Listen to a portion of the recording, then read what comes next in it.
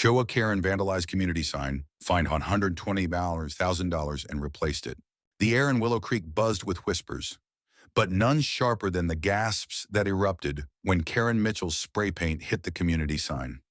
It was the kind of sign that held a neighborhood's pride, hand-carved oak, painted with vibrant blues and golds, spelling out, "Welcome to Willow Creek, a community of unity." By morning, it was a mess of neon green graffiti, Karen's name scrawled in jagged letters like a taunt. "I'm Javier Morales, a single dad and landscaper who'd poured sweat into keeping Willow Creek's park pristine." That sign wasn't just wood, it was late nights of volunteer sanding, painting, dreaming of a place where kids could play without fear. Karen, our HOA's self-appointed enforcer, had been a thorn in everyone's side for years. She'd fine you for a mailbox tilted an inch off center, scream about untrimmed hedges, and once tried to ban kids' bikes for cluttering the aesthetic. But this was war. It started small, like most disasters do. Karen had been on a crusade against the park's new mural, a bright, swirling tribute to the neighborhood's diversity, painted by local teens. She called it tacky at the HOA meeting, her voice dripping with disdain.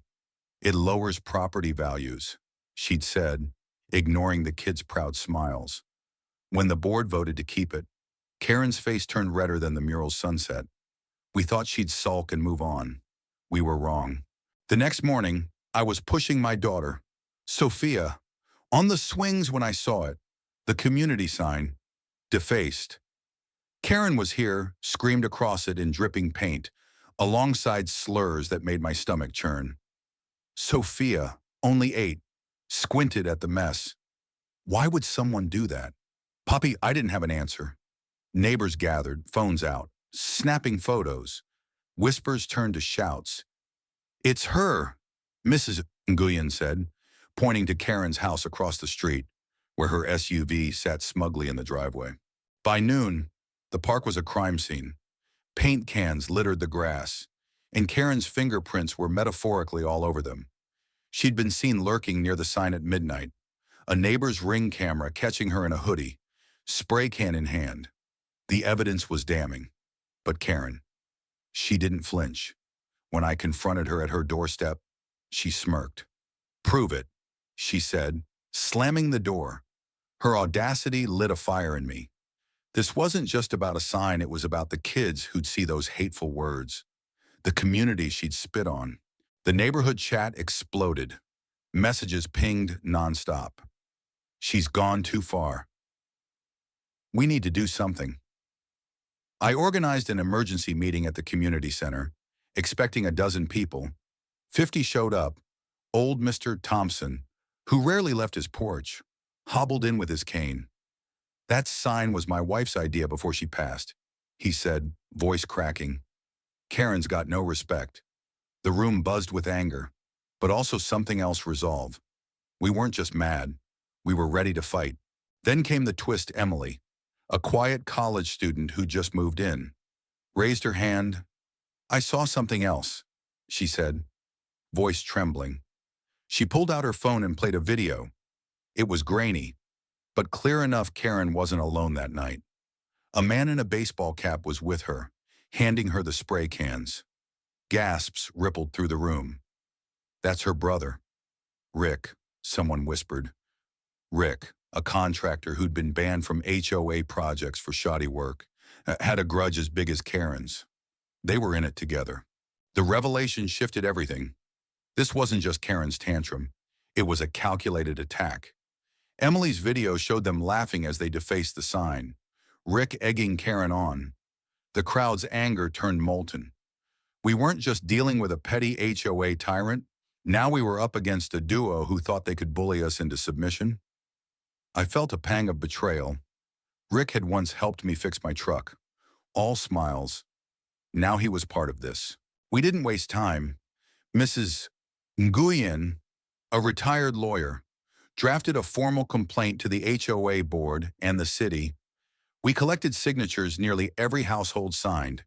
The police got involved, thanks to Emily's video and the ring footage. Karen and Rick were called in for questioning, but Karen doubled down. "It's just a sign," she told the officer, rolling her eyes. You people are dramatic. Her nonchalance was gasoline on our fire. The tension built over weeks. Karen strutted around like nothing happened, even as repair estimates rolled in $10,000 to replace the sign, not counting the emotional toll. The mural, too, had been splashed with paint, ruining months of work. Kids stopped playing in the park, scared of the mean lady. Sophia asked me if we'd have to move. I hugged her tight, promising we'd fix this. But inside, I was boiling. Karen's arrogance, her refusal to apologize, made me want to scream. Then came the court date. The community center was packed, standing room only. Karen sat in a crisp blazer, smirking like she'd already won. Rick, beside her, looked nervous, his cap pulled low. The judge, a no-nonsense woman with steel gray hair, didn't waste time. The evidence was overwhelming. Emily's video, the ring footage, even paint flecks found in Karen's garage. The prosecutor laid out the damage, not just the sign, but the mural, the park's cleanup, and the community's trust. This was vandalism with intent to harm, he said, a deliberate attack on Willow Creek's spirit. Karen's defense was laughable. She claimed it was a prank gone wrong, blaming Rick for pressuring her. Rick, sweating, threw her under the bus, saying she'd planned it all. The courtroom buzzed as their alliance crumbled. The judge's gavel silenced the room. Ms. Mitchell? Mr. Mitchell, she said, you've shown reckless disregard for your community. The fine came down like a hammer, $127,000 split between them, covering damages, cleanup, and punitive costs. Karen's smirk vanished. Rick's face went pale. They were also ordered to replace the sign themselves, under supervision, and attend community service. The crowd erupted in cheers, but I felt hollow. Justice was served, but the park was still a mess, the kids still wary. We weren't done. The next weekend, we rallied neighbors, kids, even Mr. Thompson with his cane. We rebuilt the sign, sanded new oak, painted it brighter than before. Sophia dipped her brush in gold paint, giggling as she helped. Karen and Rick were there too, under court order, sullenly hauling wood and cleaning graffiti. Karen's hands shook as she scrubbed. Rick muttered curses. The neighbors didn't let them off easy. Missed a spot. Mrs. Nguyen called out, her smile sharp. By sunset, the sign stood tall again, gleaming under the park's lights. The mural was restored too, with new colors added by the kids. Sophia ran up to me, her face smeared with paint. It's better now. Poppy, she said. I nodded, but my eyes were on Karen, who stood alone by her SUV, watching us. For a moment, I thought I saw regret in her eyes. Then she turned and drove off. The park came alive again. Kids played, neighbors laughed, and the sign became a symbol of resilience. But the scars lingered. Karen moved away a month later. Her house sold quietly. Rick disappeared, too, his contractor business done. The neighborhood healed, but we'd never forget. I looked at Sophia, swinging higher than ever, and felt a flicker of hope. We'd fought for this place and won. What do you think, was the fine too harsh? Or did Karen and Rick get what they deserved? Share your thoughts. Willow Creek's listening.